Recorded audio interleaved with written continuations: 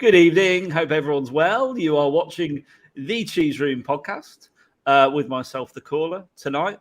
I'm in the man cave. I've got some lovely guests with me and some balloons for my birthday. So Colin, first, welcome. Thank you for having me, my friend. And where in the world are you right now? I'm in your lovely country right now. Just from I learned I'm not very good with my geography, but I'm just south of London, Thames Ditton, the lovely area. It's good to be here, but yeah, unfortunately caught a bit of the COVID that's going around, and so I'm isolating. But yeah, it could be worse. There are worse places to do it, you know. Yeah, I mean, yeah, you could be in. You could be in Harlow, I suppose. Speaking of which, we've got the Harlow Globetrotter with us this evening. How are you, sir? I'm good. It's it's been a weird day, but I'm good. I'm doing well. I just want to talk Spurs. Let's get on with it. I know you're very keen. Like he was before, he was like, "Just get on with it. Just get on with it." All right. John, evening. It's lovely to spend yesterday afternoon with you. How are you doing today? I'm very well, thank you. Bit of a cold, but I'm all right. Crack on. Oh, Colin's disappeared. Yeah, I'm still here. I'm just rearranging the camera, trying to. I'm on my phone, unfortunately. Yeah. Oh, there he is. There we go. And, there you go.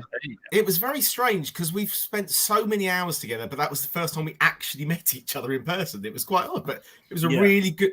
I mean, football aside, it was a really good day, wasn't it? Do you think I'm taller in real life? Maybe. I thought you'd be taller. No way. Disappointed in my height. No. I thought you were about 6 foot. Am I wrong? He's 6'1". You're spot on, Colin. Well done, Colin. That is excellent.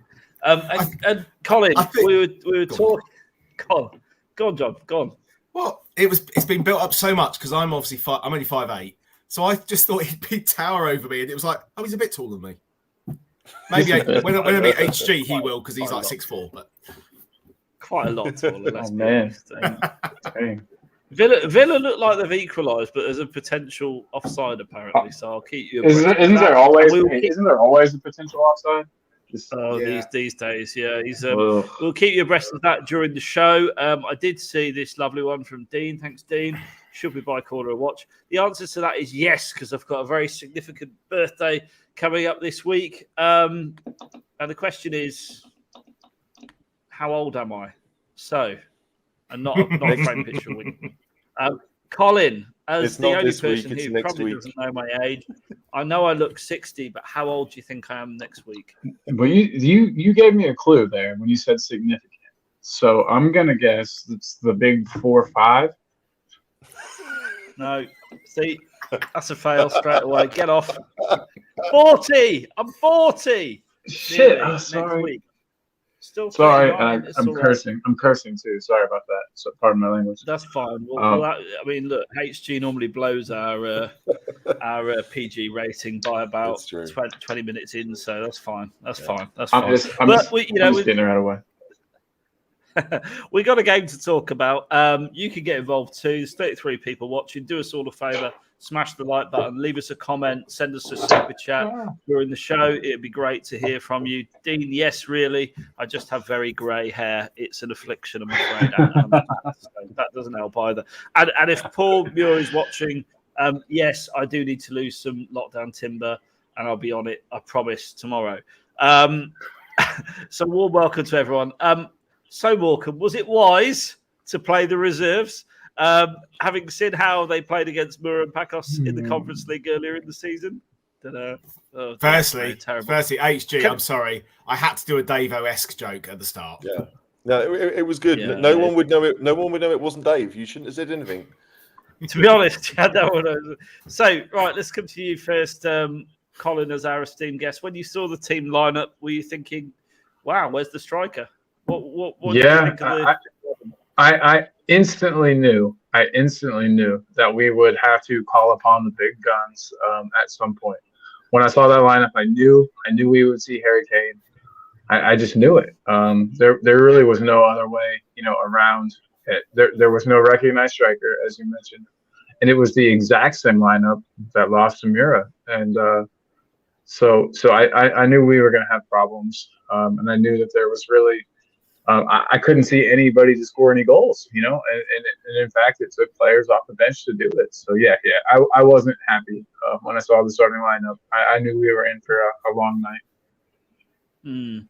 HG, Harry Winks leading the midfield. Did you have, what were your first thoughts when you saw that 11? Were you thinking, I mean, I was with John in the stadium and just sort of like, we were just having such a good time, it didn't really matter. But to you're probably analysing it and thinking, what's he doing here? A little bit. Like, I think there were a few posts on Twitter about people trying to figure out who was going to play where. It was, I think, a very obvious 4-3, do what you want formation. I don't think anyone really knew what the front three was going to look like, but you knew there was going to be three of them. I wasn't surprised. I mean, we know Kane wasn't going to play, and Son's injured, so that leaves you with maybe promoting someone from the under 23s, but that didn't happen because we've got a fair amount of squad players that do need minutes, and so we found a way to get them all on the pitch. But that's about all we really managed. So it's. No chemistry. Sorry to interrupt, but there was just no chemistry on the pitch, I think, I didn't know enough about Morecambe, I will be honest about that, but I thought that because of the fact we had so many attacking players that don't get the minutes they might need, that we may go 4 at the back and just give people the chance to play as many, have Sessegnon at left back and someone, attacking at right back and just go for it and say, right, we're going to dominate things, we're going to have the ball. So, to see 3, Rodon gets a chance to play, that's all right. But I think it wasn't a bad side. There's good players there. It just, for whatever reason, didn't click. And we were, we weren't good, were we, in the first half especially. But it's, I don't know. It's, I can sit here and say, we went through, which is all that matters. But that first 45 minutes, we've got to learn something from that. Even if it's bad things, we have to learn from it. I think the first rule of Conte ball, John, is we may only play with 5 at the back. Oh, look at that. Colin's got some. I thought you got to put a bit of product placement in there for a minute. Been a monster.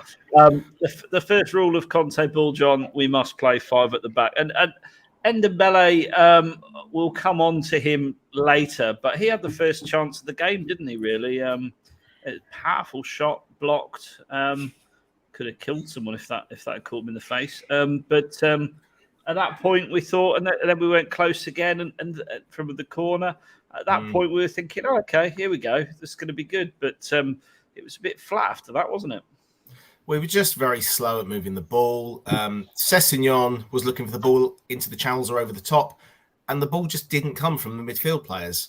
It was just very ponderous. It felt like, we've said it so many times, AVB, Nuno, Poch in the later days, Jose. It was very, lacking. Interestingly, I thought we played more of a 3-5-2, which is what we've been calling for. It was Ndombele on the left, Lo Celso on the right of Winks, and Hill was very much in and around Dele up front.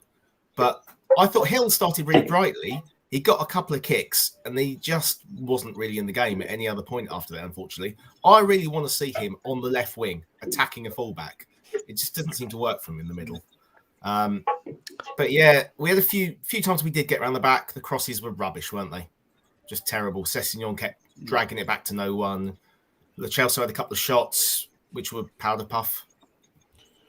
Yeah. Well, what did I say with Sessegnon? I thought actually he dragged the ball into some good areas. There was just no one Definitely. there. Caller, 100%. Yes. Sorry to interrupt. I'm the worst about that. I'll stop. But you're 100% right. There was just no cohesion. Nobody knew where to be. I think that no one played especially bad, but there was just no. I mean, yes, some people played especially bad, but there was no cohesion. Had there been some more cohesion, I think that we could have done some damage. But these players just weren't clicking with each other. It was obvious they hadn't played enough together. It was just ugly. It was just lots of side-to-side movement. So the back 3 would play it side to side, and then the row in front of them would play it side to side. Where Winks excels. Yeah. Oh yeah, and if we got it forward to the front, whatever it was, they also went side to side. There was very little. I think John talked about it. There's very little movement going towards the goal. There were lots of runs, kind of trying to find passing angles, but no one threatening that back 3. And it's like again, as John said, I'm 6'3". I like to defend. You can defend in front of me. That's great. Don't get me turning because I can't. I'm not good at that. But if you just stand in front of me and then just kick the ball in front of me, then I can do that. And so it just felt like we were trying to inch closer to the goal rather than shoot, because I don't think their keeper really had a save to make. They did block a lot, but when you've got 3 centre backs, 3 in midfield, and then a strike force of 2, the space is down the wings, and we didn't really even try. Left side did okay because Sessegnon's a bit more attacking than Doherty was that first. Last, I feel like we were always trying to pull it back to everyone was running to get the tap in. So it just felt like, as Colin said, like we've seen it on TV, we've never done it. That's what watching Spurs felt like. Yeah, exactly. I completely agree. The Morecambe goal then, John, I've got to say you are Dave-esque with this run sheet today. I did try. It's who was the Eric and who was the Ernie between Gollini and Roden leading up to the corner? So it was a bit of a Morecambe wise, wasn't it? Really, they sort of kept looking at each other. Is Gollini coming? Is Roden going to pass it back or kick it out? And it sort of got to the point that Roden just had to kick it out for a corner because Gollini should have come and gobbled it up. He could have cleared it. You could tell they don't trust that keeper. Mm-hmm. Do they not train together? Maybe this is the problem now. 30 years ago there would be reserve teams. Now they have under 23 teams. So the likes of Gollini and Roden wouldn't play games together. They just train together. I don't know. It was just terrible, wasn't it? I think it was literally like the first attack they had as well, and it was half an hour in, and it was the only shot on goal pretty much the whole game, wasn't it? Yeah. But the goal itself. I want to defend Joe Roden. I want to, but I can't. No, you don't. I can't defend it. Yeah. Like as much as John is right. As much as John is right. Like it was Gollini's ball. It was always Gollini's ball. Gollini can see everything, and Roden can't. So for that instance alone, the goalkeeper should be saying, "You deal with it because I don't think I can get there," or just be dealing with it. But the goalkeeper has to say it. So to me, it is Gollini's fault. But Roden is a panicker. He's absolutely a panicker. He doesn't like it. Yes. And so, like, even though Gollini didn't come, Roden still had, 5 yards on the attacker? Like, he had time to deal with it, but he just panicked and just booted it wherever. If you look at the replay, the fact that it went out for a corner is horrific because it didn't need to. Mm-hmm. All you do is just knock it to the side. And so, it was both of them are to blame. Clearly, it's Gollini's fault. Yeah. But Roden doesn't help the situation. Like there was another point in the first half, I think it was the first half, where he and Davies kind of crossed over. Like Roden followed the ball and Davies went to cover in the back. And when it went out, like Roden just started yelling at Davies. Like this should be. You're just thinking, no, dude, just calm yourself down. Like Roden's got. And by the way, those guys have played with each other a lot too. That's one thing we got to remember is Roden and Davies know each other, man. Like. Yeah. They're not any strangers to playing together. So I mean, and we saw Davis trying to G up everybody. We saw him trying to get everybody's heads back up, and it just I don't know. It's very very weird, very strange. Actually, no wait, am I confusing things? Davis played, correct? I'm actually losing my mind right now. Yeah, he was on the left side. He was on the left side of the three. Okay, just making sure I'm not completely losing my mind. No, you didn't. You just didn't see it. Didn't see him much at all. I was going to come to you next, Colin, with this. The goal itself, Tanganga, was he asleep or what happened? I mean, the guy just keeps dropping howlers right now, doesn't he? I think Tanganga's confidence has just been majorly dented. I do think it was maybe a mistake choosing him for this match. I know that you can't play your starters in every match. Okay, one thing, and I know I'm kind of differing from the question, and I'm sorry about that. But why we know from Conte, or at least I know from watching his previous teams, he does not play his backup keepers hardly at all. So the fact that we saw Gollini really surprised me. I expected it to be Hugo in goal, and I think that we would have been much safer. We know goalkeeper is not a position that requires a whole lot of fitness, I guess, is the word I'm looking for. You're not overly exerting yourself really at keeper. You're not making long runs. You're not sprinting. You're not putting yourself at risk for those types of injuries. And so I was really surprised to see Gollini at all. And so this miscommunication that we're talking about between Rodon and Gollini for the goal, it could have been completely negated, I think, by just not having Gollini play. And I know that, we've loaned him in. We might have promised him X number of games, but that doesn't really mean anything, I don't know. I know that Conte is, in a lot of people's minds, infallible, and he's an amazing manager. But I think that we're right to question him sometimes, and I think that playing Gollini in that match was a mistake. I think Hugo could have handled it. I think Hugo could handle playing, a couple matches in a week. I don't think it would have been much deal to him. So I just think, why was Gollini even in there? I think we could have kept a clean sheet, I think, with Mr. Lloris between the sticks. Yeah, and to be the fair, only thing with Gollini, you've got to give him football at some point. He's on loan with a view to buy, so you've got to, if you can't play him against. But we're not gonna buy him though, right? You really guys, do you think we're gonna buy him? I don't. Probably not. No. Yeah. To be honest, he was a Champions League goalkeeper for a season. Yeah. And Maybe we're missing something with him. I don't know. I mean, I don't know. He hasn't impressed me in any game, but the thing is, Caller, Atalanta, despite having a Champions League goalie, went out and signed someone else. So that should tell you something. Yeah. It doesn't mean that Gollini's awful, but it means Atalanta didn't think he was good enough for what they wanted to do, which was, I guess, qualify for the Champions League more regularly and improve more as a club. I definitely feel that Rodon expected Gollini to come. Because, Rodon's focus is on the ball, and then he looks up and sees that Gollini's not there. So then he panics, right? And Gollini should deal with it. I'm harsh on Rodon. He should have more composure to deal with the ball once he realizes the keeper's not there. But, Gollini, you are the one who can see everything. You have to take charge. And that means you tell your defender what's up.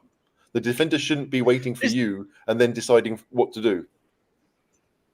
This is the scary thing. So we got Gollini in. Obviously, when he was signing, he was touted as a future replacement for Hugo. I mean, and Hugo hasn't signed a new deal. It's a fair question. So Gazzaniga didn't do. I mean, Gazzaniga wasn't particularly good. Let's be really honest. He wasn't particularly good. He was an all right shot stopper. As an understudy, serviceable. Yeah. Why did we do that? It's a bit of a strange thing to do, is it not? I don't know. I don't know. It's not rhetorical. John, tell me. I don't know. I mean, obviously, Jose didn't like it. After that Chelsea game, where was it? Willian scored twice, didn't he? After he kung fu kicked Alonso, which is the greatest thing he ever did, to be fair. The trust was lost. Then we brought Hart in, obviously. I think Gollini was almost to replace Hart, wasn't he? Sorry. Oh, and sorry about that. But yeah, it does seem strange. He doesn't look like a very competent keeper, Gollini. So I don't really understand. There's been rumours already that he's going to go back this month. So in some ways, why did he not play Brandon Austin? Yeah, and the thing is, Austin's barely played football himself, right? I mean, both he and Whiteman have only been on loan. Austin went to America to play for Orlando, I think, for a bit, and he wasn't there when he went. So Spurs are basically just throwing a few things at a wall and seeing what works. And if Gollini's got enough pedigree to make it worth your while and giving it a go, I don't think he's impressed anyone. Apparently, Sissoko-esque, everyone at the club loves him because he's good friends with everyone and can have a joke and a laugh. But if you're not homegrown, which he isn't, then he's probably will be looking for someone else. I've seen Austin play. I like him. I think he's a good keeper. But again, like any of our keepers, they need senior football. They need games. I think consistently too. Consistent minutes with the defenders. I mean, there's got to be an understanding there. Like we were talking about with the goal that was scored. I mean, you have to know when your keeper is going to make moves, when he's not. When the communication was just not there. It was just not there. Yeah, no, I feel like keepers. Brighton, I think it's Brighton. They have a keeper called Christian Walton, and Walton has been on loan 3-4 years. Did a year at Blackburn, I think. I think he's now at Ipswich. So he's gone up and down the leagues to play, but he's been playing regular football. And so Brighton, when they move on from him, because they'll sell him, they'll get decent money because people really know what he can do. no one can say that about, because the Swedish second division, okay, is that where you have to go to get games? And Austin's in the same boat. So although I think Austin has characteristics that can make him a decent backup, without games, you're risking a lot. HG? We lost you a bit then. Okay. Lost you a bit. You there? Sorry. But yeah, I just, we'll continue to look for other people, right? And Gollini will go. Yeah. And I don't think Austin will get a chance. I don't think Whiteman will get a chance. I think we'll look for an experienced backup, someone who's in their 30s. Because like Everton have Begovic. Do you know what I mean? There are goalkeepers out there that have had decent careers that are playing second fiddle. Why can't Spurs find one? We always have had, haven't we? You know, Brad Friedel, classic example. He did become number one for a short period of time, but there's there are people out there that are journeymen or people at their end of the career who potentially may fancy it. I'm sure we'll see much more. But anyway, we digress slightly. So we're going to move on. Halftime subs. Halftime there were no subs, I should say, John. But they did invert the fullbacks, which, to be honest, I mean, I've seen a comment saying I can imagine HG was screaming at the telly. I was pretty vocal in the stadium, if you remember, John, although I was sandwiched in between Steve Diver and Shan, so you might not have heard me. But I was like, what on earth has he done that? What's he doing? Well, why on second game on the bounce? I looked at you and went, why is Sessegnon in the right? And then literally 2 seconds later, we got a WhatsApp from HG going, has he inverted the wing backs? He has, you know. Along the Morecambe Wise theme, I've got to say, he had all the right players, but not necessarily in the right positions. There you go. Sorry, I had to do it. Yeah, why did you do that, though, John? I'm wondering if because the crosses weren't reaching people, and he thought by cutting back they might put better crosses in, which weirdly they probably did. But the other thing is their left back was quite pacey and had quite a good game. He did a lovely little pirouette right in front of me in the first half to get away from Doherty. Maybe it was that. I don't know. It was a very strange decision. Do you remember in the first half, Doherty getting nutmegged? Yeah, he nutmegged him and did a pirouette and went away. Yeah. And I was just like, that guy's just, it's over for Doherty. He just got megged by a League One, bottom of the league player. John came you know what, I looked at Dele was probably licking his lips. I'm sure Dele loved that. I looked at the guy. I thought, oh, might be a young left back there. He's 29. Oh, really? Christ. Yeah. Oh, Christ. Okay. Hang on. I can't let it go. This is it. Eleanor. Well, I was about to say, I can't let this topic die without involving HG and his theory as to why he does that. Can I give you mine first? I think because he thinks Doherty carries goal threat. If you look at the last time he inverted him, Doherty did have 2 or 3 chances, didn't he, to shoot So I believe that's why he did it. I think it gets the best out of that. Sessegnon, obviously, cutting in and shooting maybe as well. HG, over to you. Why does Conte do the inexplicable, really, as far as I'm concerned, and invert the fullbacks? Like, what Elena put is what I think. That's the only thing I can think of. Like, Doherty doesn't have a shot on him, but we saw him try in the second half, but it's not a good shot. Sessegnon, you think, okay, maybe could. But the awful thing is, I mean, again, John talked about it earlier. Like, we did it with our midfielders too. There's no reason for Lo Celso to be on the right-hand side and Ndombele to be on the left. Okay, it makes sense if you want to them, have through balls because they have more angles to do that. I get that. But if there's no one running from deep, what's the point? You're just taking them away. They always have to cut back onto their stronger foot. And if everybody's doing that, as I said, I'm a central defender. I don't have to worry about you going down the line. Just come on inside. If I don't get you, the 8 other people inside me will. So there's no logic to it.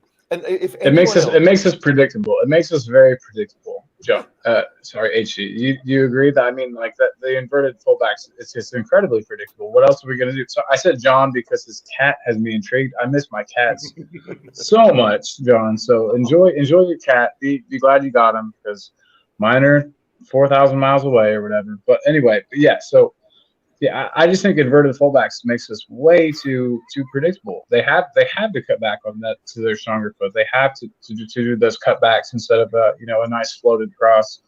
It just stifled us a bit, in my opinion.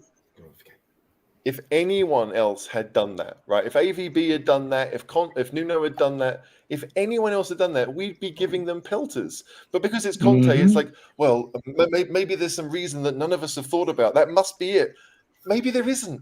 Maybe he's done it twice now. So, like, what is the reason? Tell us, because no one else can see it. Like, no one else can think. And Conte can make mistakes. Yeah, but no one's talking about it. No one's talking about the mistakes he could make. They're just trying to explain it. It's crazy.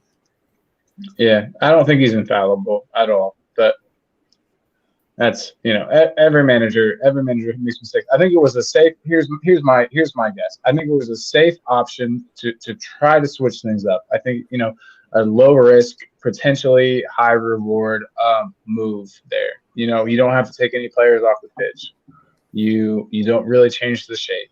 You know what I mean? It's a very low risk change that's hopeful, but ultimately didn't really do much. But like I said, low risk. Managers don't want to take risks, especially in a one-off game in a tournament where we could just be eliminated after the one match. So I think it was just an easy change for him to make.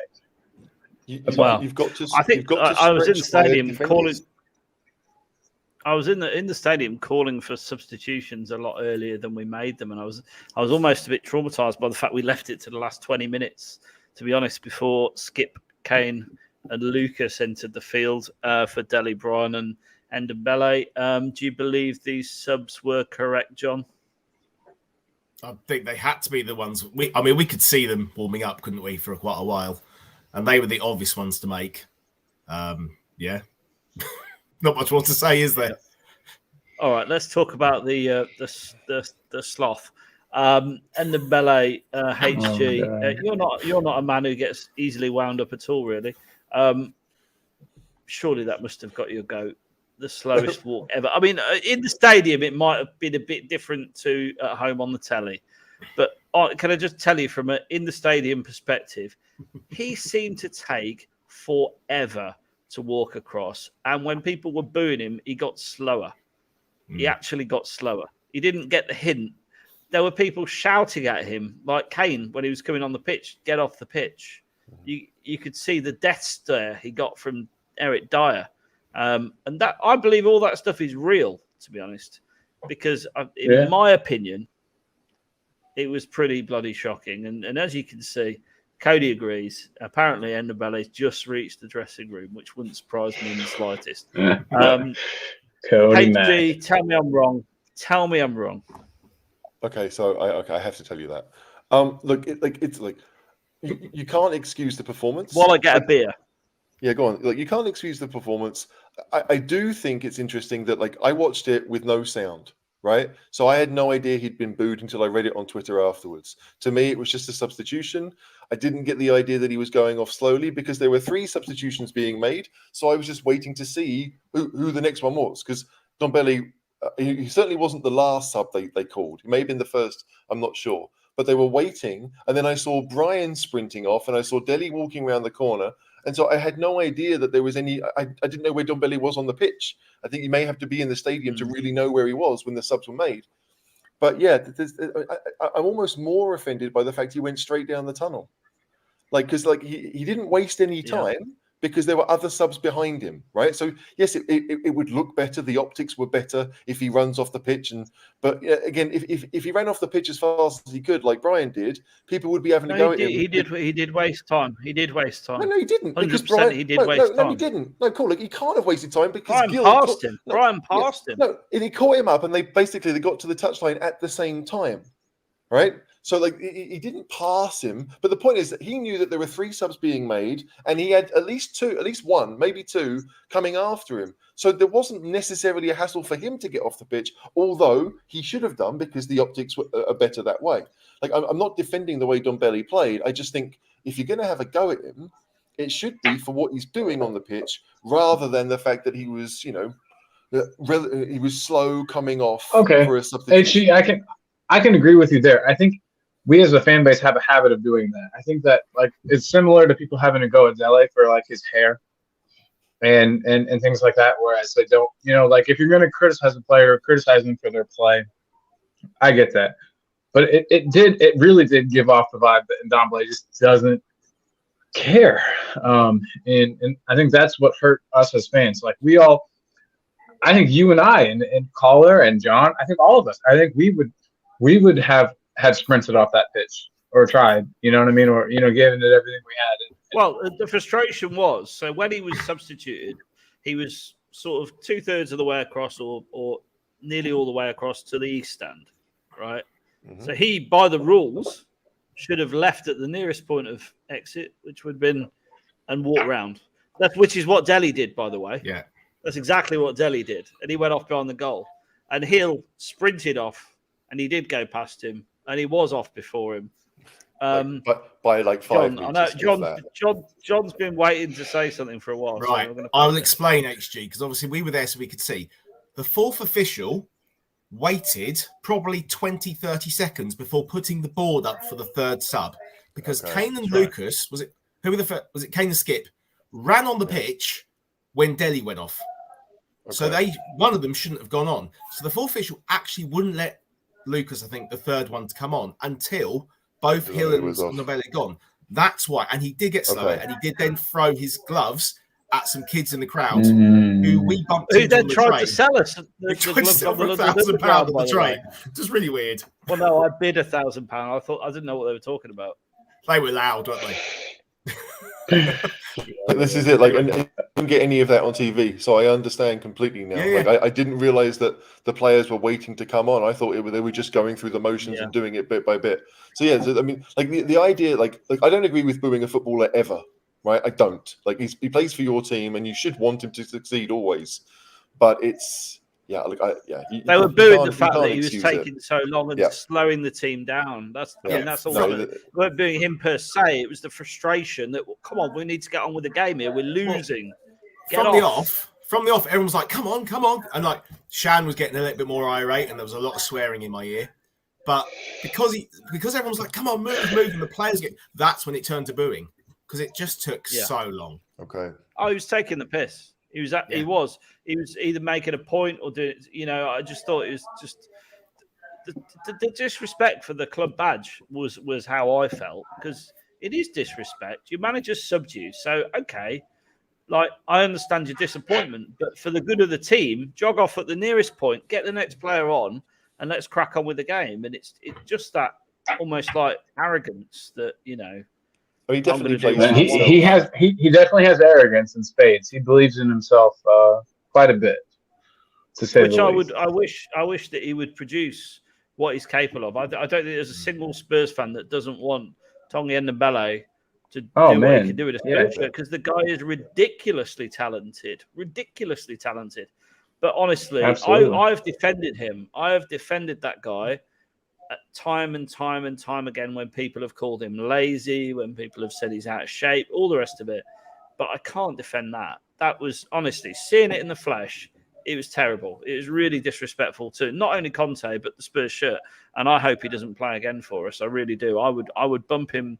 I know we don't have a reserve team. I'd do so. He wouldn't be in the first team squad again for me. No chance. Danny Rose. And the crazy thing is, we've got... Sorry. I was just going to say, Danny Rose. Yeah, Danny Rose. Yeah. But Danny Rose deserves more respect than Ndombele. Yeah, but that's just me. Yeah, he's got 3.5 years left on his contract. I mean, this is it. He's not even halfway into his contract at Spurs. So, what have you seen the numbers? What we paid him already? Oh, yeah. 25 million or something. Yeah. If we do manage to let him go, some club decides, okay, we'll take a punt, we'll be paying at least half his wages, if not more, just to get him away, right? So this he's going to continue costing Spurs, but at this point, he's going to cost you anyway. So it's like what Real Madrid with Bale. They weren't going to play him. They had to pay him the money, so they found a club, Spurs, who would take him on, pay a bit of those money, and it was just gone. You have to just say, no one's going to pay 200 grand a week for him. Like, even if we didn't have COVID and the markets weren't the way they were, no one's paying that money for him. Because it's been 2.5 years since we've seen consistent quality play from him. So, yeah, it's I don't know which teams. I know he's obviously holding out for a big team or to go maybe back to Lyon. I don't know what the deal is, but like if he wants the Barcelonas and the Bayerns and the Real Madrids, like it's just not going to happen. The only way he could make his way out is if Juventus decide that they're willing to do Paratici a favour, because that's what it would be, right? That's the we do Juventus a favour and we sign one of their players for a bit more than maybe he's worth, and they take Ndombele off our hands, and it's kind of like that Barcelona Juventus deal where everyone's been like, yeah, okay, it benefits us somehow, even if it doesn't on the pitch, it benefits us because it's crazy. Like he wants to go, that's fair enough, and so he's got to go. So HG, would you take Aaron Ramsey in a swap deal? Oh God. See, that's the funny thing. He's on even more money a week, isn't he? Right. He's on 400k, isn't he? Yep. 400k for Aaron Ramsey? Well, because what kind of money laundering deal is that? There's something shady going on with that. That's crazy. What kind of director of football would negotiate a deal like that? Oh wait, he was free transfer, wasn't he? Yeah. I guess that has to be considered. You're very right. Yes. But still, that's absurd. That's why players are contracts down. Right, I mean, yes, there's a slight chance you might get injured and then be unemployed for a year, but chances are someone's going to say, "Well, we'll give you money just to make sure we get you." So if you're really good, you're going to run your contract down. Like Dybala hasn't signed anyone at Juventus, and I don't think he's going to, because I think he's going to wait and see what options he has. He's doing the whole Sol Campbell thing right now, but it's all been kind of agreed. I haven't signed it yet. All the rest of it. But any player right now, if you want to maximize your earnings, which let's face it, they all should want to do that, then the best way to do that is to run your contract down. And Spurs will take advantage, and we're trying to do it with Kessie, right? Like was it 200 grand a week we're offering him, but because there's no fee, we feel like it's affordable unless it all goes pear-shaped, and then you try and get rid of him, and it doesn't matter. You can't. And you also have to imagine, though, no one can pay those wages. And what does that say to the other players in the dressing room? Like for example, Joe Roden, who's making $9,000 a week, 9K a week. I think he must have taken a pay cut to come from Swansea to Spurs. But anyway, I'm just saying, what do those wages say to the players that are making 70 or 80 or just the standard Spurs? I don't know. I just think you got to be careful with things like that to keep the harmony, in the dressing room, because players understand what other players are making. It's not a secret, and I don't know. I think it's a dangerous game to have a huge disparity in wages like that. But I'm just an American guy. Do you think that's him done then? Let's just get a quick sense of where you're all at. Will we see him again, Colin? Unfortunately, yeah. Unfortunately, we will. Like you guys were saying, no one's going to take him. Daniel Levy, we know what a stubborn, bald head he is, and I'm trying to censor myself, but we know what a stubborn man Daniel Levy is. He wants that transfer fee back. He wants, he's not going to want to lose much, and at the moment, unless it's a swap deal, he's going to lose a lot of money. And I think with COVID, I think with the players being out, kind of randomly with the way COVID's ravaging through England right now, I think there's going to be times where we're forced to play him. It's not necessarily a matter of does Conte want to play him? Probably not. But are we going to see him again in this first shirt? Almost definitely. Almost for sure. John? I think if he leaves, it'll be on a loan deal with us paying a proportion of his wages, with the hope that he can find some form again to get some value. That's the only way we're going to get rid of him now, and probably another loan from the summer onwards.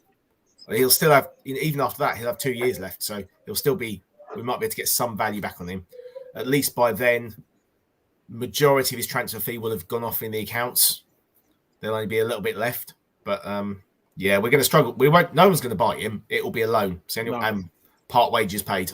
We're just going to have to lump it, unfortunately. And Adebayor type situation, like from City to Spurs, kind of a thing. Yeah, agree. HG? No, I agree with Colin. Like, I don't think anyone's going to take him, so we'll see him again. I don't know which game it would be, but we only need a couple of injuries, and he's needed on the bench. And I know some people will say, "Well, give Harvey White a chance, or give Niall John the minutes, or whatever." But no, like Ndombele does have the quality, and if it is only 15 minutes and you're desperate, then you'll probably see him again. Like again, Spurs fans will forget what happened on Sunday. They won't forgive it, but they will kind of forget, and they'll want him to do well the next time that he plays. But to find a club, I mean, like if you supported a team in Europe, you wouldn't want to sign Ndombele. You'd want nothing to do with him, and it's obvious why. So I think we'll see him, but that's only because no one else will want him.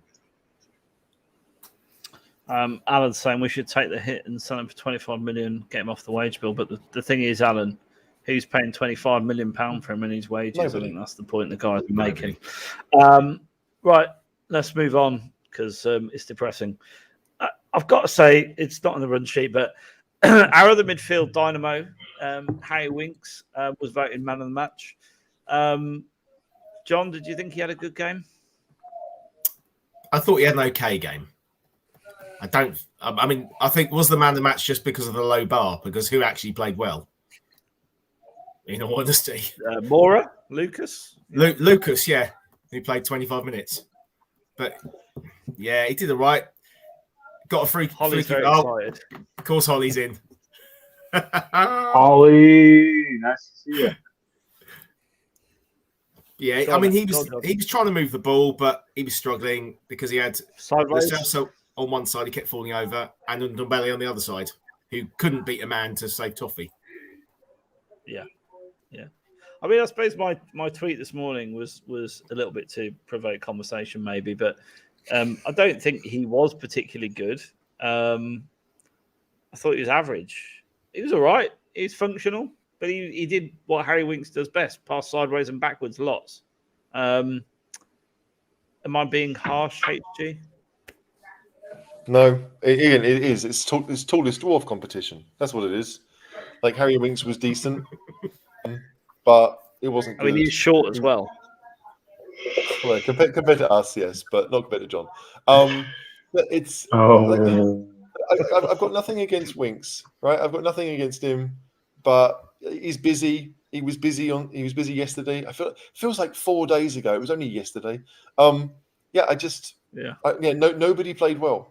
Like he's obviously playing better because the side is set up different and it suits him more.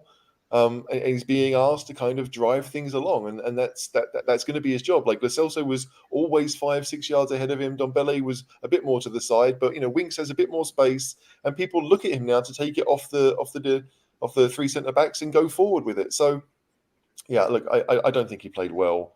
But again, it all comes back to... I don't think he was any better than Lo Celso, HG, if I'm honest. That's my thing. I think everyone looks better when they play in the positions that they're best in. And no one was really doing that, right? Especially in the second half when we incredibly changed it over. Like Ndombele might be better in that left-hand side of midfield, okay. But it's Lo Celso's best position too. And we saw Ndombele on the right give the assist for Kane against Liverpool. So Ndombele doesn't matter so much to me where he plays because he likes to drift no matter what. But Lo Celso needs the left. He plays Argentina of that midfield three, and he's never done it for Spurs, and I don't know why. We've always tried to get him and kind of cut inside, and no, it's just it made any sense, and it's never worked. So I don't get it. But Sessegnon and Brian will want to do the same things. So you only need one of them, or if you play both, you play Sessegnon at left back and Gillers, and you say go. The pair of you combine. That should have been enough, but for whatever reason, we were just so narrow. I hate watching Spurs right now. Like, genuinely, like that Chelsea game was 5 days ago? It could be 3 months ago. I've forgotten all about it. I have no interest in remembering it. And to be fair, it's the same with the West Ham one and the Palace one. Don't worry, because you get part 2 on Wednesday. Yeah, but like now, I feel that we're gonna try and do the same thing that we've done, and I don't understand it. Right, like we're not getting the best of the players that we have. We're just not doing it, and that's to me that is down to the manager. The manager has to realize what works, and I don't know why so many managers are seeing us as having so many inverted players or deciding that this could function. Why? Why can it function? It makes no sense to me. It is bizarre that the Celso is not being deployed in his best position, but it has been all evening. Oh, I've lost Colin. Hopefully he'll be back in a minute because I was coming to him next. But, I would speak. I don't think Winks did anything better than Lo Celso, if I'm being really honest. I thought Lo Celso was a little bit more forward-thinking. I think they both hit a couple of shit corners. Winks' set plays were good. Obviously, he did score the goal. Colin back in the nick of time. Harry Winks, am I completely unreasonable? My opinion yesterday was he was very sideways and back. I thought he was sitting way too deep in the first half. And the biggest change when those 3 substitutions were made is he did almost come to life a little bit, which why you can speculate on, but I don't think it's just about who you've got in front of him. He visibly, stepped up a gear, which was good. But am I being harsh? Am I being a bit uber critical of Mr. Winks? Okay, so caller, I'll be completely honest. I think you're a little bit harsh here. But you're just you're a little bit of a harsh guy, and that's cool. That's you, and don't ever change. I love you. But yeah, you're being a tiny bit harsh. I think Winks played one of his better games. I mean, in the last 3 seasons, I think under Conte we're going to see Winks thrive a bit more. He's tasked with being that more creative player now instead of being the safe player that he was tasked with being under previous managers. I think that we don't really have an offensive midfielder. We don't really have a number 10, and I think Winksy is the closest that we have. And we're going to see him making some more dangerous passes. We're going to see him taking some more chances, and I mean we saw that. I think if you look, I think his passing, his percentage of his completed passes was a little bit lower than normal, and I think that's because he was taking more risks. And I mean, sure, I mean he passes sideways a lot, but I think people always talk about under Conte you've got a role. You don't have to think very much. You know exactly what you're supposed to do, and I think that he was following orders, and I think that he executed the plan. Not perfectly, of course, but I think that he's playing with a bit more freedom. He said it himself in the post match interview, and I think we're going to see more good things from him. I don't know. I don't think it was terrible. Yeah, we were playing Morecambe. Yeah, we he did pass sideways quite a bit, but as a ball recycler, I mean, I don't know. I can think back. Luka Modric passed sideways quite a bit, but he knew when to thread the ball through when he could. He knew when to take the chances, and I think we're seeing that from Winks, hopefully. I guess I'll hold off on my judgment too much. This one game it was Morecambe, but I still think, yeah, maybe you're being a tiny bit harsh, maybe. But I don't really think he's the player. I don't think he's the player for us to move forward with. I mean, we should be aiming higher. Like, don't get me wrong, Lo Celso hasn't produced as much, but Lo Celso is more talented than Harry Winks. Oh, absolutely. I'd rather we persisted with him, if I'm being perfectly honest. He's just not stayed injury free, and like HG said, not been played in his better position. I just think that Winks is very average. He's fine for a squad player. He is fine for a squad player. I'm not dissing him for the sake of being mean to Winks. That is not my goal. I want everyone to do well. I want everyone to play really well for Tottenham and be successful. I'll flip an act. I want Ndombele to be successful for Tottenham, but it's not going to happen. Winks is similar. It's not going to happen for him. He's never going to be that first team player. Can I ask you, what do you think Winks' level is? Well, League One by the look of his man of match award yesterday. Okay. No, Winks' level is he's an average Premier League midfielder. I don't think he's ever going to be any more than that. I don't think he ever has been any better than that. I think he had a couple of good games under Pochettino. He wasn't like a linchpin or anything, and I don't think it's going to get any better for him. I really don't. He's half the player Skip is, literally half the player Skip is. Wow, that is a big statement. Yeah, okay. You saw the difference when Skip came on. Just an immensely talented footballer in comparison to Winks, in my opinion. Fair. However, maybe I'm not watching. Maybe I'm not watching closely enough. I mean, let's stick with Winks. Great free kick. Obviously, he meant it. Doherty won it. John, talk us through it. Well, first of all, I said to you, didn't I? I don't know why their fullback went flying in because Doherty was going to kick the ball out. So it was clever play by Doherty to win the free kick. The free kick, we said that. He put it in an area. Their keeper, massive howler. If he'd stood on his line, he'd have tipped it over the bar or even caught it. It went right in the middle of the goal, just under the bar. You know, it ultimately he's put the ball in there in the danger zone, if you like. But it wasn't right. It wasn't Matt Letizia in the right and the far corner. Exactly, highway to the danger zone. But you know, if you don't put it in there, you can't score. So we scored. We got back in the game. But you could tell by his reaction, he didn't mean to directly score from that. He was just crossing the ball in. Yeah, he was crossing the ball in. He put it in the danger zone, and it went in. I mean, great. But what was nice? I think everyone was very happy. What was nice? It was a free kick with a bit of whip, pace. And it didn't hit the first man. Winks' corners in that match, generally, I was happy with.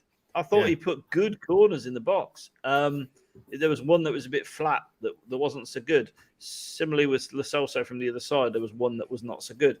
But I thought Winks actually. There you go, corner taker with Sonny out for a bit. They'll have to put him in the team. HG, did he mean it? No, of course he didn't mean it. I mean, he's not trying to score. He's clearly not trying to score. He says he did. Great. Yeah, of course he says he did, but he didn't. But he did. But that's because Mourinho pulled him up for not that 50-yarder he scored last season. Yeah. Mourinho said you should have said John. Exactly, John. I was going to mention the same thing. He learned. He took a page out of Mourinho's playbook there, and decided to call that one. And maybe Harry Kane's playbook. He didn't swear on his child's life. That's because he doesn't have any children. He's waiting for Holly to give him some, Oh.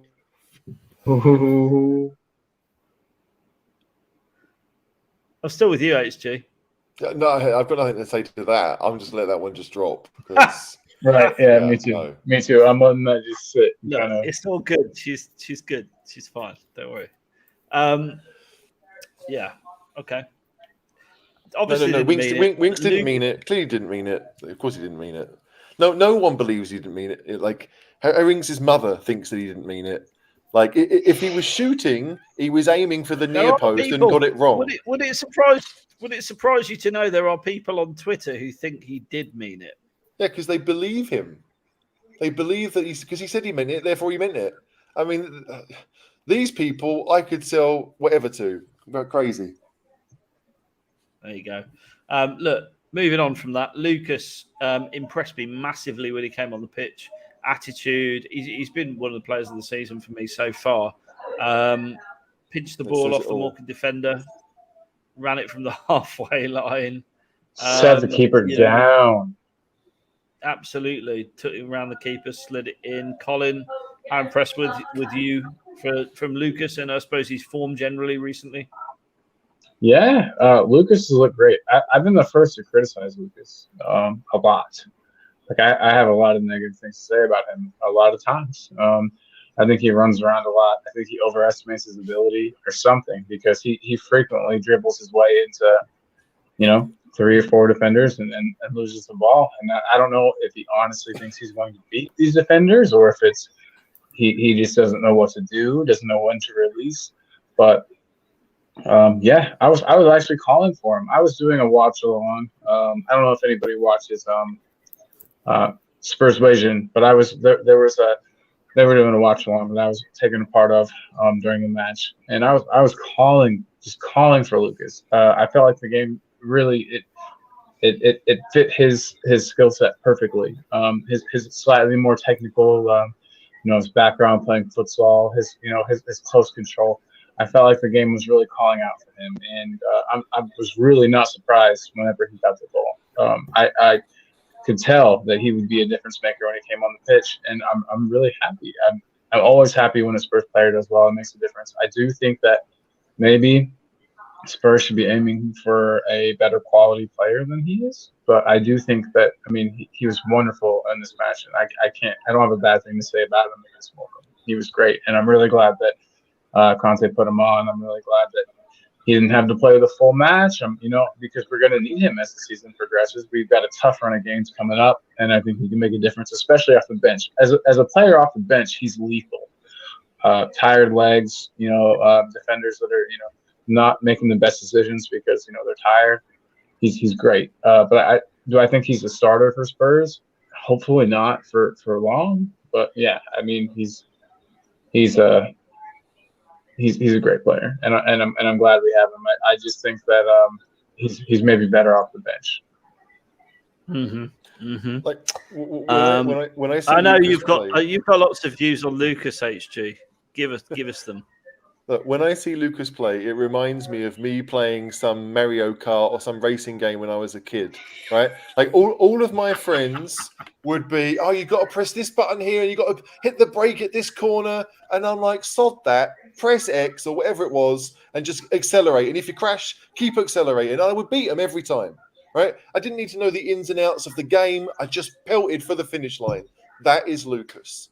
Like that is we see him play well as a substitute. We see him play really well as a substitute against a League One team. That's Lucas. Sorry, I agree with Colin. Like at Spurs, what is he, 30 this year? Like you should only be a squad player / substitute for Spurs. We need better than Lucas. That's not to say he's a bad player, but we just need better. I think he's done well this season. I think Conte is absolutely. But there were people that said he was our best number 10 last season. And that to me is a ludicrous statement because a number 10 has to know how to pick a pass. A number 10 has to be able to play a short pass. A number 10 has, and he never knows when to release the ball. And that's a problem for me. You can't call him our best number 10 when he can't pass. He can't pass the ball. All I'll say is we'll always have Amsterdam. 3-1. Absolutely. No kidding. 3-1. Absolutely. 3-1. You're 100% there. Great pressing by Emerson. Tidy finish, John. Kane's finish was very nice, wasn't it? Sweet. Rolled it in the bottom corner. Yeah, so from the angle we're at, I thought he was going to put it wide because he keeps missing chances at the moment, doesn't he? But yeah, lovely little finish. It was good.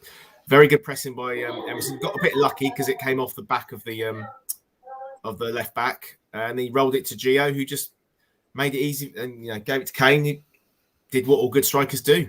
Held off the defender and just rolled it in. He did roll it in the back of the net. Kane, I'm not going to dwell too much on it because Kane didn't dwell too much. I don't think he even celebrated. He didn't even kiss the ring on this one. So we'll move on from it. Is it unfair to judge Dele on this performance, HG? He was hooked. And to be honest, my biggest concern when I saw the lineup and during the first half was we had no focal point. There was no one playing the number 9 role, no striker on the pitch. And for me, we've experimented with Dele playing in this role, the sort of false 9, for a long time. He's never looked comfortable in it for me. What's your view on it? Is that kind of it for that? No, I think yesterday, like if you like Dele, you still like him. If you hate Dele, you still hate him. Right, for the reasons that you've already said probably 300 times before. No, not you, but as whoever it is. If you don't think Dele is a good football player, yesterday won't have changed your mind. And if you do think he's a good football player, yesterday won't have changed your mind. Right? We all see Dele at his best is when he's with Kane. He's got a strike partner. He didn't have a strike partner yesterday, and he struggled. And he had 3 big centre halves behind him. So what do you expect him to do? He's got lots of little flicks and tricks, but if no one's making runs like towards the goal, then all he can do is kind of hold it up and basically play it back to Lo Celso. Or like we had lots of that initial forward back, but there were no runners from deep. So like Dele tried as hard as everyone else yesterday. He was as good as everyone else yesterday, but nobody was good.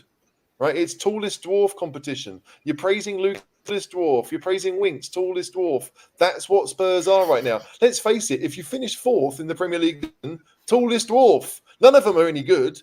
So that's going to be that should be the name of our DVD for this season. Let's hope we are the tallest dwarf. It's a bit harsh on dwarves, if I'm honest. Okay. No. Which player should come out with some credit for the game, and which ones do we not want to see again? So I'm going to ask you to pick your man of the match and a player you don't want to see again in a Spurs shirt following that performance against Morecambe. John, let's go to you first. Well, obviously, the French fellow, Mr. Ndombele, can foxtrot Oscar, and probably Lucas, because the effect head on the tallest dwarf, yeah. HG. Like Gollini is the one I probably don't want to see in Spurs again. Oh, yeah. Not because he played badly, just because there's no point to him really. So Gollini, best Spurs player, I know Dyer. Like because he's on the bench. Yeah, he was the only one who came out with any credit because he wasn't involved. And suddenly we now realise just how important Dyer is. Nobody was good yesterday. Like again, I don't think anyone was bad. I just feel that it was all sixes across the board. Like the manager was probably worse than the six, but the players were sixes. Colin. That's weird. I was all ready to say Ndombele until HG mentioned Gollini, and I think Gollini is. You're right. Pointless. Why aren't we playing a homegrown squad player as that backup goalkeeper if Gollini is going to put performances in like that? So Gollini would be my choice of a player I wouldn't mind seeing the back of, and I'm probably going to get some flack, but I think Sessegnon is going to end up being pretty big for us. I think that we've got that left side pretty nailed down with Reggie and with Sessegnon. The right side, obviously, we need some work, and I think that's why the team's trying to bring in Adama. But I think Sessegnon is a bright spot. I think that he plays well. He gets himself into good positions. He puts the ball into good positions, even if there's not players there to finish it off. Sessegnon it's kind of a dark horse favorite of mine from the match. I liked the positions he was getting into. I liked where he was putting the ball. Like I said, even though we didn't have a proper striker in there a lot of the time to finish off the chances he was so dangerous. So yeah. I've enjoyed watching Sessegnon this season. Actually, just I think he's going to be our future at left wing back. If I'm being really honest, I think ahead of Reguilon, I think he's going to offer more longer term, which is probably quite a bold statement, to be honest, given that Reguilon is a far more experienced professional. But I just see something in him. I think he's young enough, and I think he'll make that spot his long term. It's great to have two good options at left wing back. And you're right, we need more at right wing back. A shout out to the Morecambe fans. Finally, I thought they were fantastic throughout the game. They were giving it loads, absolutely loads, all the way through, making various signs to the Spurs fans. But they were good. They were noisy. They were rowdy. They're everything the FA Cup should have been. So massive shout out to them. Moving on to Wednesday, obviously we've got the Milk Cup. 2-0 down from the first leg. Can't play that badly again, can we, HG? Just going to take a comfort break while you talk to John about that. Yeah, like, can we play that badly again? This is Spurs. We can play worse. We can absolutely play worse. I don't expect us to, because it'll be a full house, I imagine, and I think the fans will be behind them, and the players will understand. They will get the atmosphere, and that will propel them forward, at least. It just depends what they do with it. If we get a lucky deflection like Kante had in the league game, that was the goal that changed the game there. Just 1-0 down, you thought maybe Spurs had a chance, but the second killed it. If we get one like that, you never know. But I'm not expecting much. I genuinely haven't really enjoyed watching Spurs for a good 3 weeks now. Results have been okay, but I almost want it done with. The same with the Guna one. I don't know right now. We're just not playing well. We're not doing what we can with the players that we have. So Chelsea, they'll be up for it. Tuchel, it's perfect for him, right? He loves to control the game. He's got 26 midfielders he can pick. They'll control the ball, and how do Spurs penetrate the back three? Because that's what we've got to do. And Chelsea won't sit back. They'll be looking to keep the ball and just make. If they've got the ball, we can't score. That will be their thing. And so if we do get the ball and we do break, we're going to need a passer in the team because Højbjerg and Skip can't do it. If we're asking Lucas to do it, because he will almost certainly play, Lucas, Kane +1. I guess the question is who the extra one's going to be. But Bergwijn's probably on his way out, so it won't be him. I think he's injured anyway. It's a mess. John, what do you think? I think we will play three in the middle. I think Winks will play alongside Højbjerg and Skip, and it'll be Lucas and Kane up front. I think it'll be the 3-5-2. So on this, Gov's asking us. I think the team pretty much picks itself, to be honest. I'm assuming Romero's not 100% yet. So Sanchez, Dyer, and Davis with Reggie and Emerson. And then, like the three I just said, Winky with Skip and the broken Viking, as I've now named him, and then Kane and Lucas up front, which might be good for Lucas actually playing further up front. He might be able to break the lines. I don't know, because Kane was terrible in that first game, wasn't he? He just didn't get. He let them just bully him every time. So we need Lucas close to him to try and break off and spin off and stuff and try and disrupt that back three, I think. But you're right, Tuchel is German managers generally are the masters, aren't they, of these second legs if they got a lead. And Tuchel knows how to keep a clean sheet, so it's going to be really hard. Yeah, and the thing is, like the team you named, that's what, 2 attackers, and everyone else is better defensively than they are going forward, and that's a problem, right? Like Winks, unless it's a fluke, isn't going to score. Højbjerg might. Skip's not going to score. Like there's no creativity in that midfield three, and so I agree with you. We need to have a 3, but also is probably going to start. The Celso would start if it was me, but I suspect Conte will go with Winks because he trusts him more. I mean, that's it. We often talk about why are players doing what they're doing on the pitch. Well, it's clearly because they know that most managers, if they don't do what they're told, they don't play again. Right? That's it. There's no kind of room for anything else. You have to do what you're told, or you don't play, and players want to play. So it's rough in that respect, but yeah, I think Reguilón is not great going forward. Emerson's not great going forward. Where are the goals going to come from? We can't score from set pieces unless we hit the first man that's one of ours. I don't even understand why we don't make a run to the near post to make sure that we're the first man. Just make sure you get in front of the first defender because chances are it's going to him anyway. I don't know. I'm expecting 2 hours of Spurs in one eye and something I'm actually interested in the other one because I don't expect Spurs to do what we need to do on Wednesday night. I want us to, but I just don't see it. The game that everyone remembers, the 5-1 when we beat Chelsea at home, or the 5-1 when we beat Arsenal at home, we had attacking players in those teams. Yeah. Spurs most likely won't do that. And who's going to come from? I don't know. Passion. That's what we want to see on Wednesday night, isn't it, Colin? You ready Absolutely, for some passion on a Wednesday night? Yeah. I'm dying for it. I think that unless we get an early goal, though, I think that we can kiss the tie goodbye.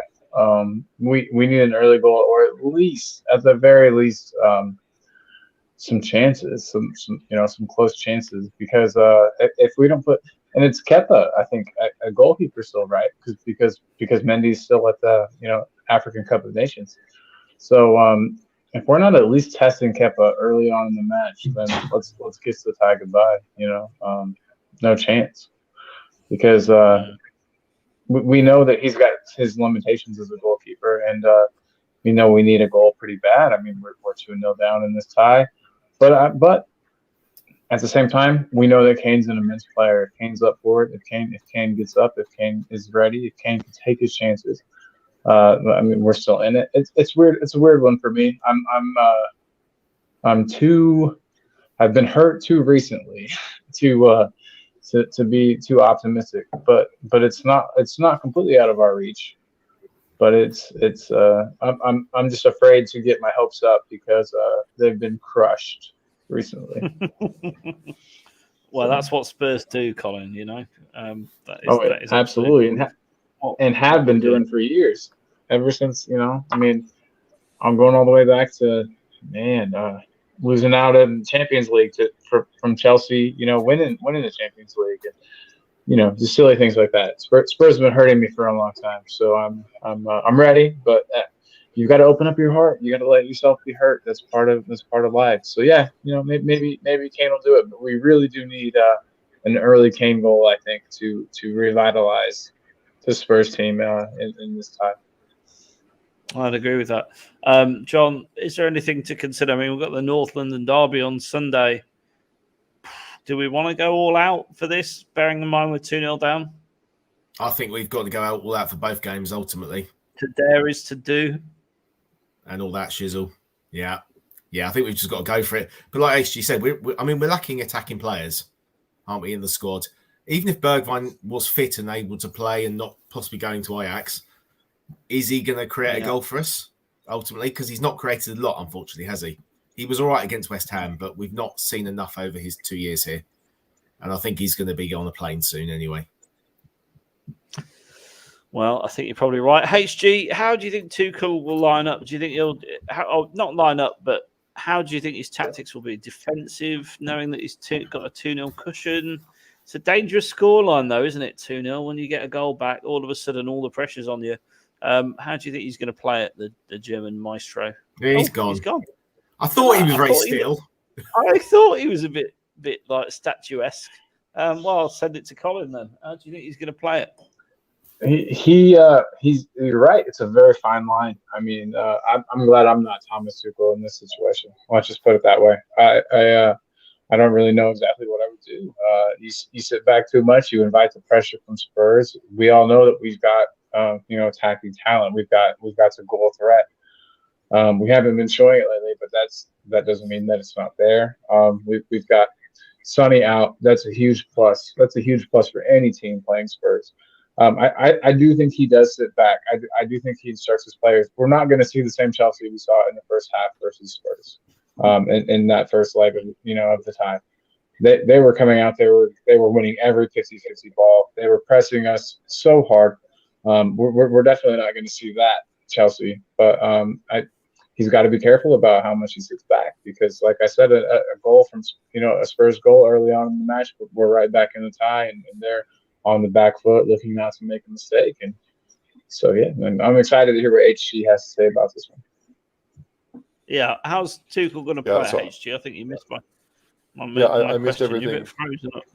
There you go. My question was, how's Tuchel going to play it, basically? I don't hear the question. Sorry. It might be me. Hold on, let me try. No, it's not you. Are you there, HG? You're frozen. Yeah, there he is. Yeah, are you there, HG? I can hear you now. Go on. Okay, Austria calling. How do you think Tuchel will play this? Difficult score. He plays every game the same. Yeah, no, every game the same. I expect Tuchel will go three at the back. He plays every game the same. Tuchel. They'll have two that sit deep in midfield. They'll have two attacking midfielders that join in. Basically, they have four in midfield. They'll leave one up top, right? And they'll just move the ball as a unit, control it as a unit. They don't do anything different. So, we know what Chelsea are going to do. The question is, how do we stop it? How do we beat it? Absolutely. Well, look, the reality of our situation is it's 2-0 down. We've got extra time followed by penalties if it's level on aggregate. There's no away goal rule, remember. We'll go from there. I think you can use 6 subs in extra time, a 6th sub in extra time as well. So lots to play for. What's your predictions then, guys? John, what are you thinking? I can't see us winning 2-0. I've got a horrible feeling it's going to be 0-0. Okay. HG, back in time for a prediction score? I think Chelsea will win 1-0. Boring, but they'll win 1-0. I want to be positive, but we don't have attackers. Like Son's out injured, Bergwijn's out injured. We have a manager that likes playing inverted wing backs. We're not going to score, right? We're just not going to score. 1-0 Chelsea, game over after like 25 minutes. Okay, Colin? I see the darkest timeline. And I see us coming back from the deficit only to bring it to penalties, only to lose on penalties, as is the Spurs way, to get our hopes up as high as possible, and then to crush us at the last second. I really wouldn't be surprised to see us get that second goal very late on in the game. You know, that early Kane goal I was talking about, I really can see it. And then maybe a late goal to tie things up, and then extra time, penalties, what have you. I think it goes to extra time and then penalties, but I'm not sure. But you know, and then I ultimately could very easily see Spurs dropping in penalties. But we're all being pessimistic. What do you see, Colin? What I see is we're going to win 3-0. I don't know why everyone's so worried. Harry Kane hat trick. He's back. Of course, don't worry about it. It's going to be absolutely fine. Is my mantra for life. I can't honestly see us winning, but I think as long as we give it a good go, I'll be happy. I want to see us, really take the fight to them. I think you're absolutely right. I think an early goal is crucial if we're going to come back into this. It's made for Lucas. He can be the hero of London, just like he was the hero of Amsterdam. Similar sort of situation. Look, Adrian, I'm happy. I'm good. We're all good. Right, let's move on from that then. Big friend of the show, I know who's in the chat earlier, Matt Hayes, tweeted a fine question last night. Ndombele at 54 million. Lo Celso around 42. Sessegnon, 25 million. And Franco's man crush, Jack Clark, 10 million. And we sold Trippier that window to Atletico Madrid as well. HG, I know you might love talking about this. Do you think that was possibly the worst window in the history of Spurs, or at least since the Magnificent Seven? I mean, it's not helped in the fact that we sacked the manager that signed them 3 months later, because obviously you imagine that Pochettino chose those players. Like, there's no way Levy pays 60 million for Ndombele unless Pochettino wants him. So, like, I've seen lots of mental gymnastics from Pochettino fans saying, "Oh, did he really want Ndombele? Yes, he fucking did. Of course he did. Yeah, he did. Idiots." I mean, I'm sorry, but like, no, yeah, like Ndombele hasn't worked because the managers that sign those players, you can't injuries you can't hassle. Oh man, I can't speak English anymore. I'm so frazzled. You even got a no yeah in there. I just wanted to say you got the patented Harry Kane no yeah in there, which I love it. Like it's mental. Like Lo Celso's been injured, Sessegnon's been injured or on loan, and Ndombele has been around, but was trusted by Jose, in a certain role, and he was part of Jose's team. People forget this. They have this idea that Jose didn't like him. He played so many times under Jose last season. It's like they haven't worked out. The Jack Clark thing is weird, but that was clearly again a Pochettino signing. Pochettino saw something in him. I don't know what it was, but he saw something. And when you sack the manager that's spent all that money badly, because I don't think they'd have been that much better under Pochettino. Maybe Lo Celso would have done, but hip injuries just ruin everything. It was a terrible window. Selling Trippier made sense. I've got no issue with that. No issue at all. But the signings, we haven't signed a good player since what? Since my daughter's almost 6. Has she seen any? I'm not sure. Maybe really, it's that long. Lucas doesn't count though. No, he's rubbish. Like again, tallest dwarf. He looks good now because everyone else is bad, but he's not good. I'm going to ask John: is this the worst window since the Magnificent Seven, or was that, I should say, the worst window? I mean, we did sign Ericsson in that window, but the rest weren't great, were they? I'm saying this is worse because it's the biggest amount of money we've forked out on individual players, and I love being right. I would have never sold Kieran Trippier. Never. We've never adequately replaced him right back. I thought his set plays, we've not been the same since. Honestly, I think at the time he got a really bad rep from the Spurs fans because he played half a season injured. Yeah, he was terrible for that season. He was terrible, but he was injured from the World Cup. Yeah, like people, but again, that whole system under Pochettino then involved the fullbacks getting forward and being the width, and Trippier doesn't have the pace to come back. So Trippier doesn't suit the system either, but Trippier wanted out. For whatever reason, he wanted out. And I don't think many Spurs fans were sad to see him go, in the same way that I wouldn't be sad to see certain good players now go. We just need to sign better ones. That's where Spurs have gone wrong. We haven't signed better ones. Go on, sorry. Oh, no, I was just going to ask everyone's opinion on Emerson, because I think I'm one of the only people in the whole Spurs supporters group that thinks that Emerson actually is a good player. I think that I think there's a really good player in there. Yeah, he's 22 years old. He's built like a tank. I really like him. I do too. Thank you. I'm so glad that I'm not the only one. I really like him. I think he's got pace. I think he has beat people down the right. I know HG will probably disagree with that, but I think his delivery is inconsistent. Yeah, sure. But I think Kyle Walker at this stage of his development was no better, if I'm being really honest. So, yeah, I think he's a good player. I just think we need another option at right wing back. Did you see the training video today? Because part of it was them rolling it out to Emerson and then crossing it in. So there's a few a few along the ground.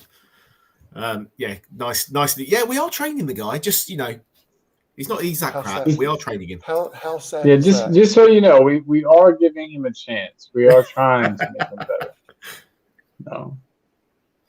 Yeah. No, look, I don't have anything wrong, anything against Royal, but he's not a wing back. And he won't ever be one, really, because he doesn't have the skills to take someone on. And that's something that you don't learn. So he's a fullback in your mind? I think he's a right back. Yeah, he might be an attacking right back at times to join in with play. But the skills that you need to beat a man consistently, you learn at 12 and 13 when you're doing it in cages and you're trying stuff. You're not going to learn it now. He's comfortable. He's got to be a Premier League player playing for Barcelona and Betis in La Liga. He's got to where he is by doing what he does. And Conte knows it, which is why he's trying to sign another one. So I've got nothing against Emerson at all, but he won't do what Conte wants him to do. He's not capable of it. And do we really have 6 months, 12 months, 18 months for him to learn it? I don't know. It's not him.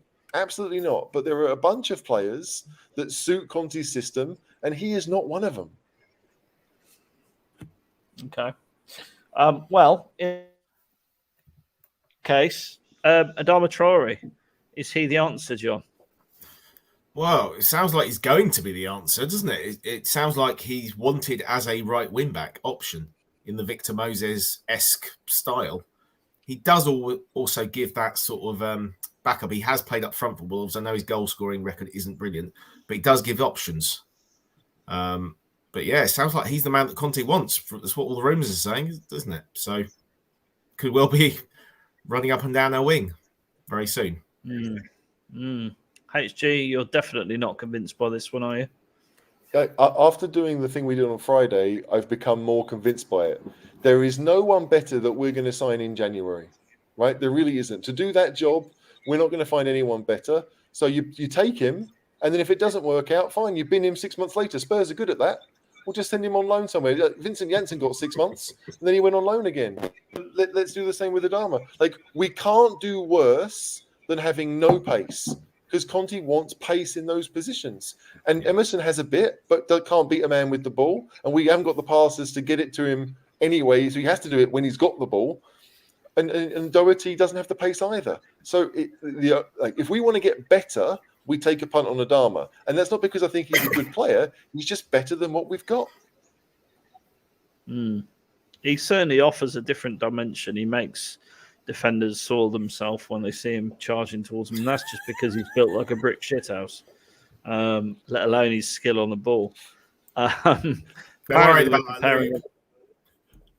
we've had we're preparing an £18 million bid.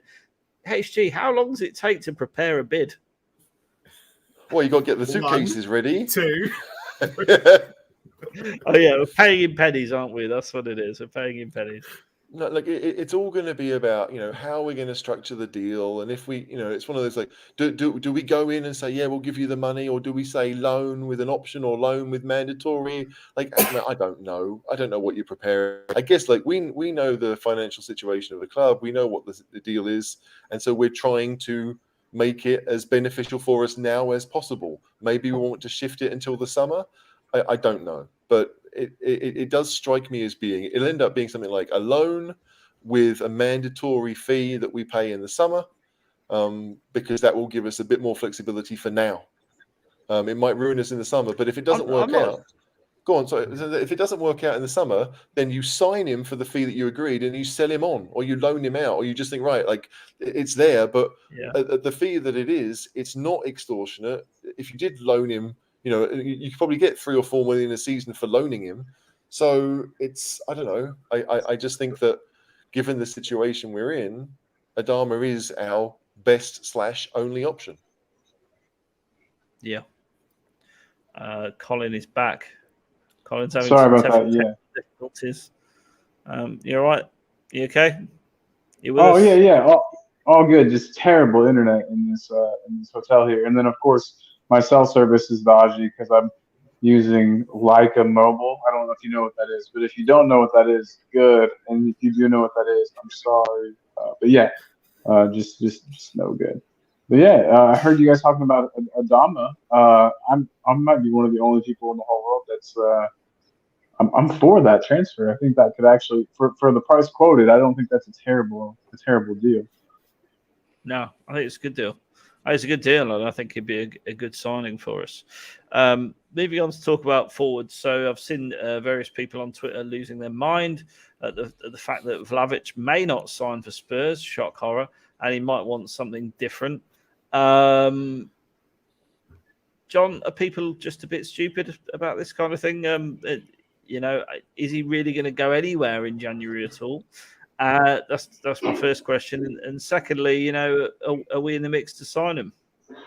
From the sounds of it, Fiorentina have a price, and if it's met, they would accept it. However, Vlahovic and his agent want Juve, from the sounds of from what I'm getting, or they certainly don't want. David Ornstein's reported they don't want him to go to Arsenal or Spurs, which you can pretty much understand if Juve is a possibility. And you imagine they would have had conversations at some point. Then, staying in a league where you've been successful and going to one of the best teams in that league would make sense for him. So we move on to the Belgium kid, I think. Hey, HG, just on this Vlahovic thing, is it wise? I mean, I've seen quoted today, £300,000 a week, 50-odd million transfer fee. Do you know anyone else who's had one good season who we've spent that kind of money on and how it's worked out? Well, and is it wise? If I had a private clinic in North London, I'd have done all right out of it, but that's about it. Look, Vlahovic will go where he wants to go, and Fiorentina will have no choice but to accept whatever offer that club gives, basically. And if Fiorentina don't want him to go to Juventus, but if he only wants Juventus, that's where he'll go. That's it. And Fiorentina will have zero say. They have zero leverage. Like basically, they'll either lose him for free next summer, or the summer after next, or he'll go this summer for whatever fee Juventus offer, right? And that will be it. So, yeah, I know you want me to talk about Eric, but what's the point? He's injured. He doesn't do fuck all. So no, there's no point. Eric, what's Eric got to do with anything? We talked about one player who did one season in Italy Ndombele for the rest of his career. I thought you were talking. I thought you were talking about Vincent Janssen. So that shows where I'm at mentally here. I suppose my point is Vlahovic has had, albeit a season and a half maybe now, but 18 months scoring goals. He's not really done anything at another club. He's only done it in one league, and then he's demanding rock star wages. I mean, the only person who he'll get it. Maybe he'll get it. Maybe, yeah, of course he'll get it. Of course he'll get it. Of course he'll get it. Maybe. Like, what do you mean? Maybe. Of course he'll get what he wants. One club will pay it. It won't be Spurs, but one club will pay it. Whoever misses out on Haaland, Vlahovic is up next. That's it. And if he wants Juventus, it'll be Juventus. And if Juventus could say to him, you know what? If you don't leave Fiorentina and we'll sign you on a free, we'll give you 500 grand a week because they give to flipping Aaron Ramsey. So Vlahovic will get that money. There's no doubt that he will get that money. It just depends which club bites the bullet and pays it. Maybe. We'll see. Charles de Ketelaere, then. Dutch. I've probably said that wrong, but we'll have a go at it. You dug this room out, John, from the Twitter sphere and through mass Googling Danny Rosing today. Tell us what you know about him. Well, HG also did, and HG actually did send us the phonetic way of pronouncing it, but I can't be bothered to look it up now. HG, do you want to give us the correct pronunciation? I assume you're talking about the Ketelaere. That's the one. Yeah. Him. Yeah. That's the one. Ketelaere. I don't know. I don't know much about him, but having lived in Belgium, I know how to say his name. He's obviously young, and he scored a bunch of goals in Belgium. And we've got, was the guy who sings "Blinding Lights," whatever. We've got the Weekend walking next to us in the show, but the Ketelaere, that's more of a Levy deal, but I don't think he'd sign for Spurs either. I mean, I'm being super negative tonight. On the basis that he'll have bigger clubs, better teams will want him. Earlier, really? I think Chelsea are going to sell Timo Werner this summer. To right? who? Absolutely To who? Sorry. To who? And for what amount of money? I think he'll go to Bayern because Bayern wanted him from Leipzig. I think he'll go back to Germany with his tail between his legs, and I think he'll score buttloads for Bayern. Bayern will need someone because Lewandowski's got 1 year left on his deal. It's a good deal. It's a good place for Werner to go. He's getting up there. Yeah. So, I just don't know. Well, I guess Roman Abramovich doesn't mind to lose money, but and I don't know how much he would lose. He'd probably lose, 20 million. I mean, what's that to Roman? But Werner won't be at Chelsea for another season. I think he's failed there. But there are teams in Germany, certainly, that will pay it. I think Bayern would pay it. And Bayern needs strikers. So there are so many teams that are going to need strikers this summer. There are so many, and there are so few around. But again, like if I'm De Ketelaere's agent, right, and I'm saying, you know what, you're 20 years old. Now's the summer for your big move. You've got two options, right? You can go to a club like Spurs where you can be back up to Kane, or you can go to a successful club like Chelsea and be back up to Lukaku. Where do you go? To me, it's a no-brainer. Spurs right now have massive issues, but it's because of what we've done in the last 5 years. We are not a stable club. The manager's saying that we've got a load of rubbish players that need to be sold, that the standard is low. So that's not going to be an incentive for people to join. What can we offer these players apart from money? Money's the only reason Ndombele Hang on. I've got the answer. Go on. Training ground. Oh, yes. Cheese room. It's in the name of. I know we don't actually have a cheese room, but maybe we should. Maybe we should have. Maybe we should have. I mean, look, I agree with Kerry here. There's got to be some positives to HG. You all sound very negative. I mean, the KT, or whatever his name was. The Ketelaere. I did say it right. So the guy is apparently an attacking midfielder, not really a forward. Firstly, he's 6'4" though. Yeah, he's like. What difference does that make? Just because he's your exact height, HG, doesn't mean that. The second thing is he's only been around 5 minutes. He's not going to get a big club off the back of that, surely. In a farmers league, why not? Doubt it. Come on, he's definitely a Kevin De Bruyne went to Chelsea. Kevin De Bruyne went to Chelsea. Lukaku went from Belgium to Chelsea. How many players do you want me to list? And they failed. I absolutely do believe that we will move for someone like him more likely than Vlahovic. That's what I do think. No. Getting to Ketelaere is more likely than Vlahovic, absolutely. But I just think that he will have better options. I'm not being funny, but maybe Arsenal would be a better option than Spurs right now. I mean, that's awful. I don't want to say that, but Spurs are in serious. I don't know where you get it. I don't know where you get. Where are you getting this from? What do you mean? Where am I getting? Look at the table. Look at the results they get. They're not good, Arsenal, but they are currently. We've got more points potentially. They are. We beat them Sunday. Win our games in hand. We'll be about 7 points clear of them. They are currently the tallest dwarf, right? They are. But currently, again, they are currently the tallest. They're playing more dwarfs.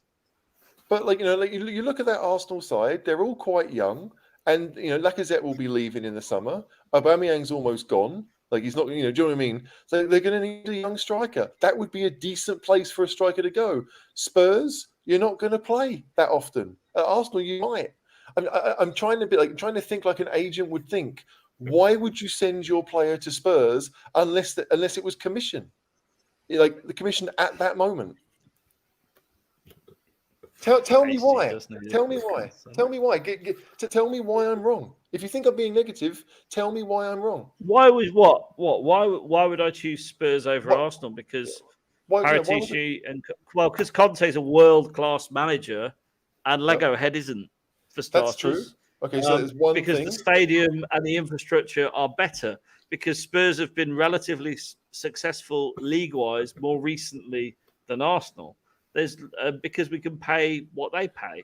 So there are lots of reasons to choose Spurs over Arsenal, just the same as the other way around.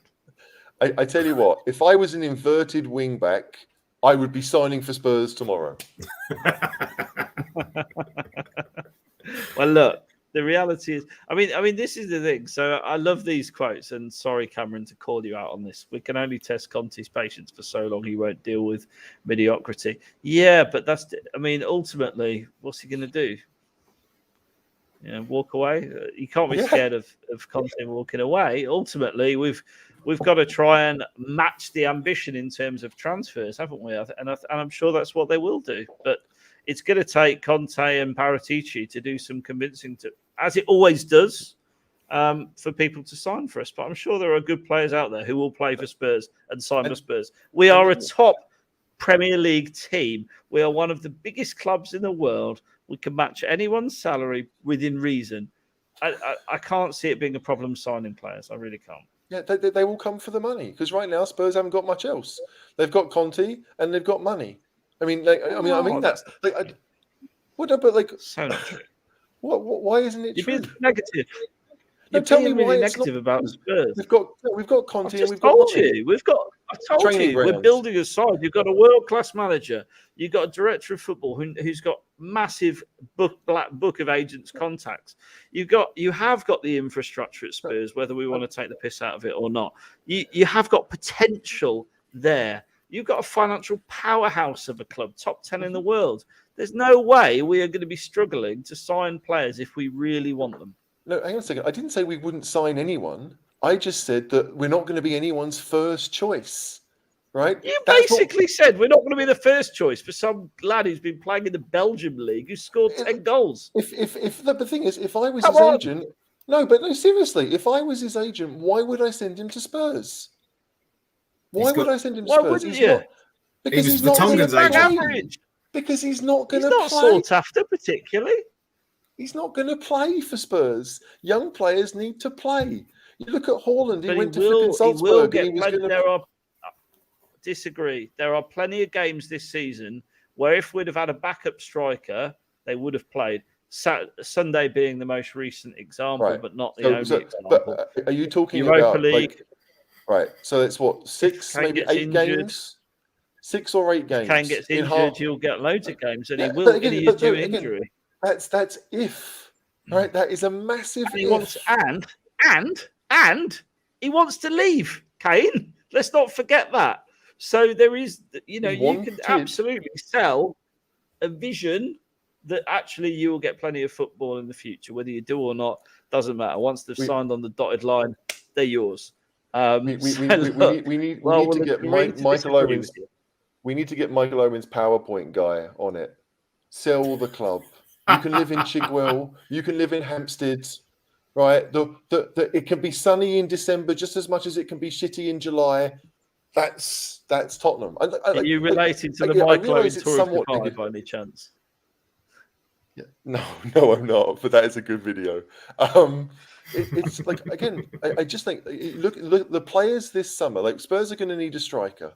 We are going to need a striker. Okay, we need one now. And Kane, yeah, we need one now. But again, like, Haaland's going to go wherever he chooses to go, right? And then whoever's left, whether it's Man United, Man City, Juventus, they're all going to need strikers. Spurs are not at the top of those lists. They're not. Even for a young Belgian kid, I'd be thinking twice about it. Because, again, Conte doesn't have a track record of staying long term. So if you're going to sign for Spurs, you might only want to sign a 3-year deal, because at least it gives you leverage at some point soon if you want to go. It's awful, but the way Spurs are right now is that we don't have that much team-wise to offer. We don't. We're looking to shift half our squad as it is. We are in a terrible state. Look, I know we've got money to go and get players, and I know we will go and get players. But, like, if you take, was it the guy from Ivory Coast, Frank Kessie, right? Like, in his situation, he's running his contract down and he'll take the biggest money. I've no doubt about that. But again, if you said to him, right, you can earn 160 grand at Liverpool or 190 grand a week at Spurs, which do you think you're going to pick? Because I don't know. Like, maybe he'll take the money, but that just makes to me. I just struggle, right? I struggle to see at Spurs competing for the players that we want to sign. We'll get players, but it'll be youngsters. It'll be ones that are punts. This is why people will sign for us. They could be playing Champions League football next season, and Conte will sell them that dream. Yeah. Okay. The summer window is generally more massive. Let's move on, because we are getting stuck a little bit in the mud, and it's a good debate to have. Pau Torres, Villarreal. Do you fancy him, HG? Does he tickle your fancy? He's left-footed in his class, so yeah. But he wanted a Champions League club last summer, so that will be our only shot at getting in this summer. Maybe Conte will change it. He's certainly been tipped as being available in this window.